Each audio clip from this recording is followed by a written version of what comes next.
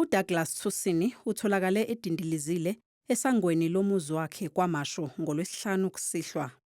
Mangifika ngempela ngiqhamuka la kuNkonjane Road ngamfica umfowethu elelela eBhekenzansi elele ngobuso elelela. Imoto ipake la isicapha sivuliwe ukhiye ukhona phakathi. Kusenzima ukwemukela kumama wakhe. Kodwa ngilimele ngaphakathi enhlizweni ngomntanami ngendlela abeyiyona kumina nangendlela abeyiyona nje emndenini wonke. Ngikhuluma njengamanje kade kufonwe esikoleni ukuthi asiyilanda ingane ayikwazi ngisho ukufunda iyakhala esikoleni. Umndeni uthi uke wathola izinsongo zokubulawa. Umfethu ubenazo insolo zokukhalaza zokuthi usenginabantu abamlandelayo. Usola ukuthi lokhu kuyamene nokuzibandakanya kwakhe nezombusazwe kanye nenhlangano iMarch and March. The whole point of this was iMarch and March.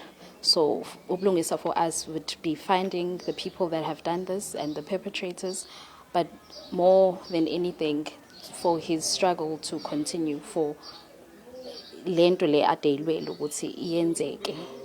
Umndeni ucela ukuthi amaphoyisa enze ubulungiswa. Amaphoyisa adlala indima yawo ngoba yonke into ayithola ekwenzekeni kamfethu ekuhambeni kamfethu bayithola into abebeyidinga la ekhaya kunamakhamera na yonke into.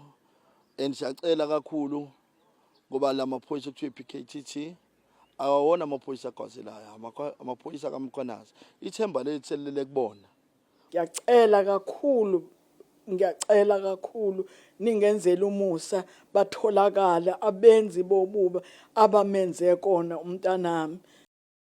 Inhlangano iMarch and March kanye nomkhonto wesizwe bebezobhonga emswaneni kwaThusini. Silimele nje thina siMK silimele siyisizwe saseSouth Africa cause ibibonakala indlela ukuthi ebefuna kwenzeke ngayo ukuthi iyona yipi.